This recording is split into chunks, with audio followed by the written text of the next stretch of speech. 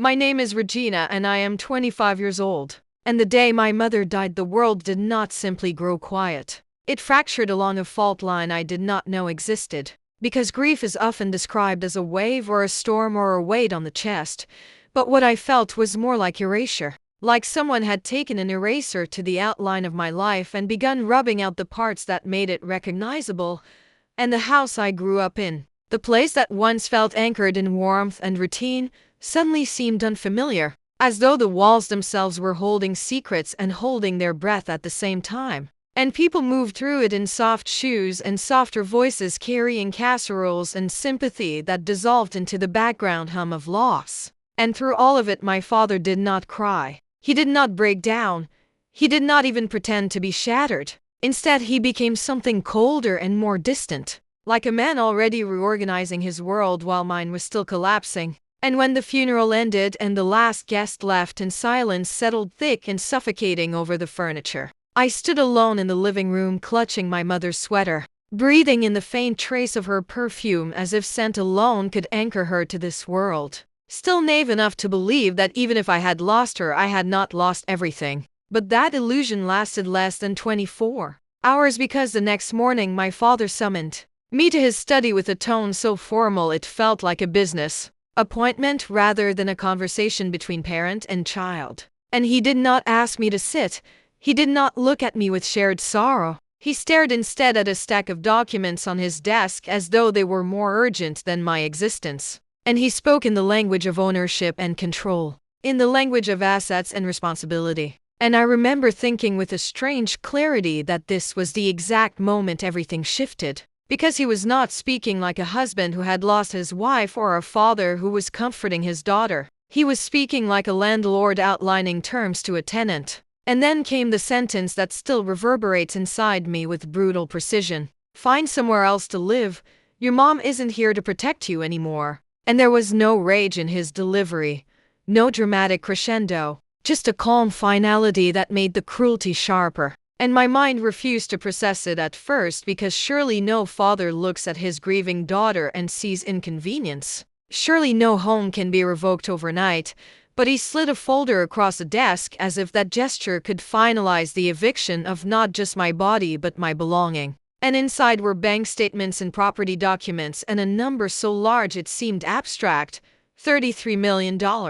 And I felt as though I was watching him convert my mother's lifetime of work and love into a transaction, reducing her legacy to figures on paper. And I tried to speak, to remind him that this was my home too, that my mother would never have wanted me cast out like a stranger. But grief had hollowed my voice, and he dismissed my words with a flick of his hand as though I were a distraction. And that afternoon I packed my life into 2 suitcases while the house echoed with memories that now felt like ghosts. The staircase where she waited for me after school. The kitchen where burnt pancakes turned into laughter. The bedroom where heartbreaks were soothed with quiet reassurances that everything would one day make sense. And leaving felt like losing her all over again. Like being severed not just from property but from history. And I stepped outside without knowing where I would sleep.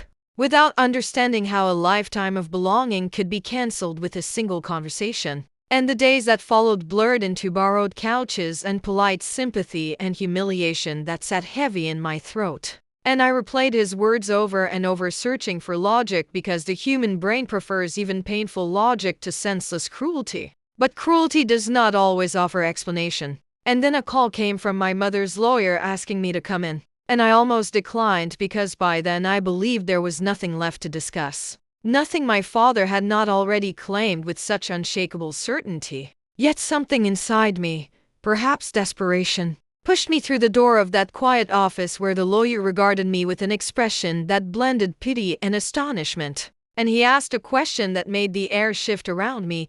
Did you read the will? And my stomach dropped, because my father had never mentioned a will. Never suggested that my mother's wishes might exist independently of his declarations.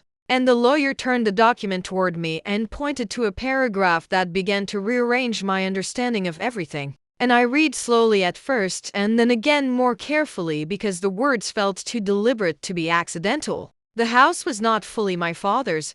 The majority of the estate, including the $33 million, had been placed into a trust for me. structured with conditions precise enough to function as a safeguard rather than a gift. And then I reached a clause that made my hands tremble. My father could remain in the house only if he continued to provide for my well-being and residence. Any attempt to evict me or deny my rights would trigger immediate forfeiture of his privileges. And the implications detonated quietly in my mind.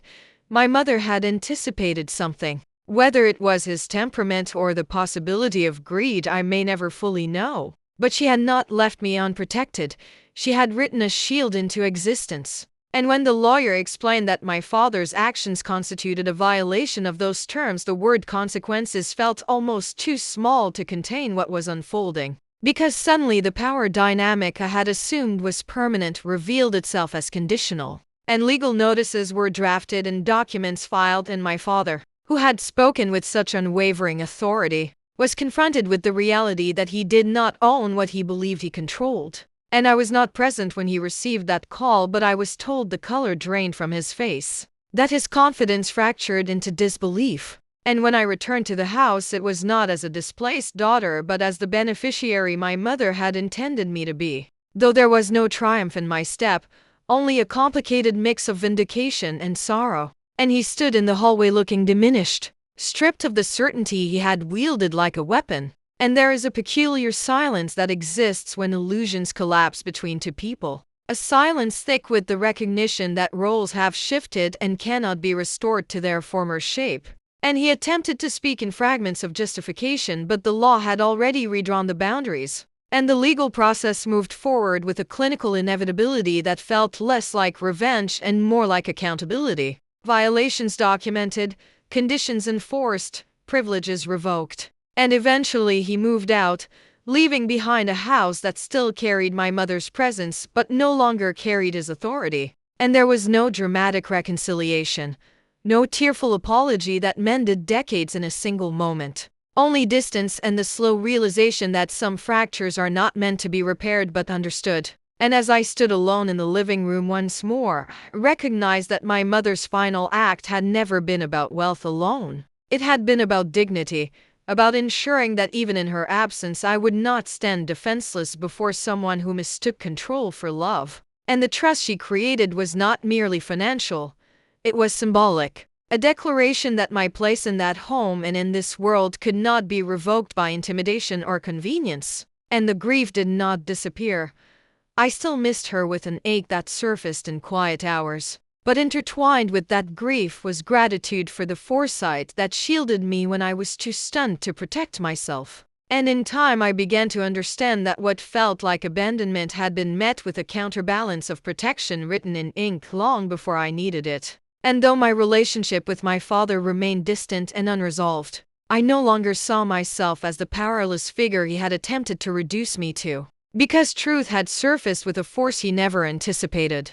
And the house that once felt like it was slipping through my fingers stood steady beneath my feet. Not as a monument to conflict, but as evidence that cruelty does not always have the final word. And if there is anything I carry forward from those shattered days, it is the knowledge that love can outmaneuver injustice, that foresight can outlast intimidation, and that even when grief cracks the world open, there are foundations laid in quiet strength that keep you from falling through entirely.